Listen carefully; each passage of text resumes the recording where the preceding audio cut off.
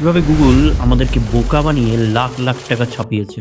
জীবনে একবার হলেও এই ক্যাপচা সলভ করেছেন বা I am not a robot প্রমাণ করেছেন, কিন্তু এই ক্যাপচা সলভ করিয়ে গুগল লাখ লাখ ডলার কামিয়ে নিয়েছে।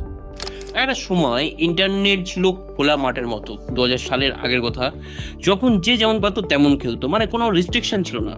তখন গুগলের এত আধিপত্য ছিল না, রাজ করতো ইয়াহু। তখন নতুন নতুন বটের উৎপত্তি হয়, যেটা কিনা ব্যবহার করতো হ্যাকার আর বড় বড় কোম্পানিগুলো। এই বটগুলো ফেক অ্যাকাউন্ট, অনলাইন স্প্যামিং আর ওয়েবসাইট থেকে তথ্য চুরি করতে ব্যবহার হতো। এইসব সমস্যা দেখে 2000 সালের দিকে কার্নেগি মেলন ইউনিভার্সিটির বিজ্ঞানীরা ঠিক করলেন এমন একটা ব্যবস্থা তৈরি করতে হবে যা শুধুমাত্র মানুষ সলভ করতে পারবে, কিন্তু কোনো কম্পিউটার প্রোগ্রাম পারবে না। এখানেই সৃষ্টি হলো CAPTCHA, completely automated public Turing test to tell computers and human অ্যাপার্টস।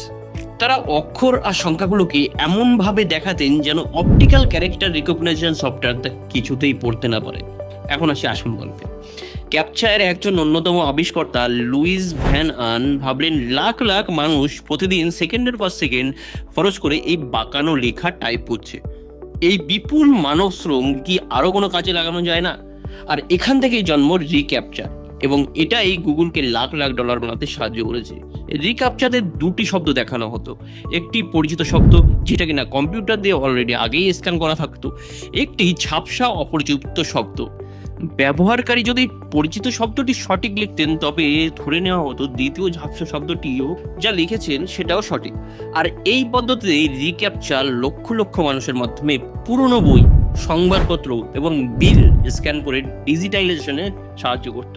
2009 সালে গুগল এই রিক্যাপচা প্রযুক্তিটা কিনে নেয় এবং এটি ব্যবহার করে তাদের গুগল বুকস এবং গুগল স্ট্রিট ভিউ বা রাস্তার সাইনবোর্ড শনাক্ত করার প্রকল্পের ডাটা উন্নত করত।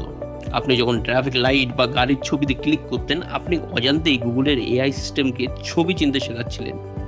চ্যাট জিপিটি, জেমিনি এআই এসবের ট্রেনিং অনেকদিন আগের থেকেই চলছিল। ইন্টারনেটে আপনি যা কিছু ফ্রিতে ইউজ করেন সেটা আপনি ফ্রি নয়, বরং আপনি সময় খরচ করে ইউজ করছেন। আর জীবনে সব থেকে মূল্যবান হলো এই সময়।